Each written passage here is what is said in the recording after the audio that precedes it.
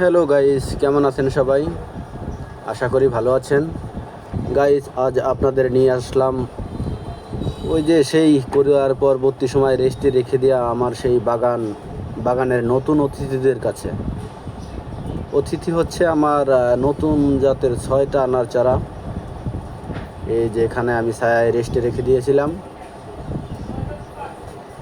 রেস্টে রেখে দিয়ে মাকড়নাশক এবং ছত্রাকনাশক স্প্রে করে দিয়েছি গতকাল, এবং আজকে আমি এই গাছগুলোকে পুনিং করে দিব যেন গাছগুলো ঝোপালো হয়।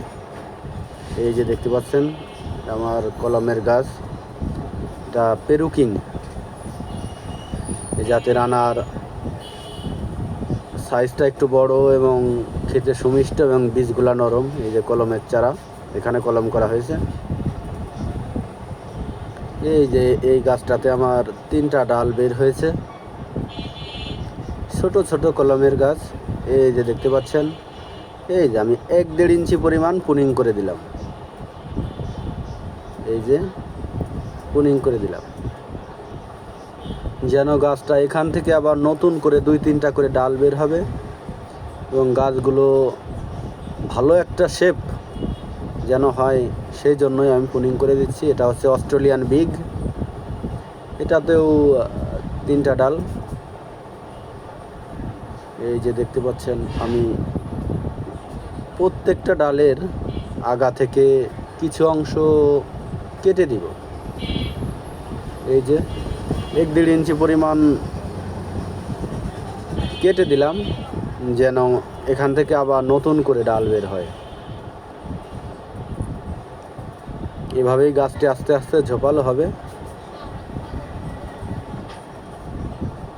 এই যে এটা হচ্ছে গ্রানাডা, এটা হচ্ছে উচ্চ ফলনশীল একটা জাত। এই জাতের গাছে অনেক পরিমাণ আনার ধরে এবং ফলের সাইজগুলোও বড় বড়। এই যে 1 থেকে 1.5 ইঞ্চি পরিমাণ পুনিং করে দিব আমি, যেন সবগুলো গাছই আমার ঝোপালো হয়। এগুলা মূলত সবই কলমের চারা।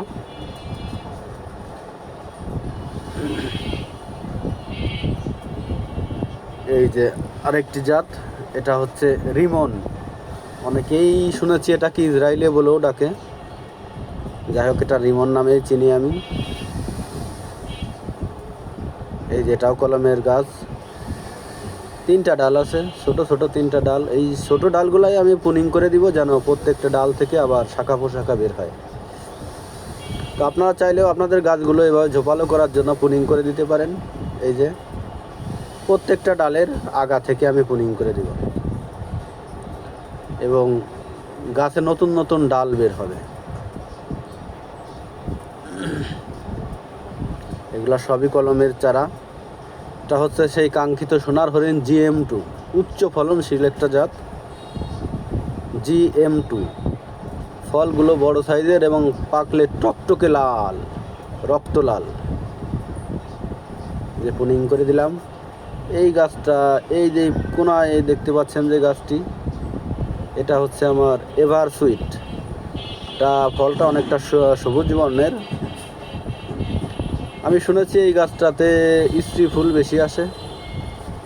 এই গাছটা অ্যাভারেজ, গাছটা কোয়ালিটি খুব বেশি একটা ভালো নয়, তারপরেও একজন বাগানি আসলে সবগুলো গাছ একরকম দিতে পারে না।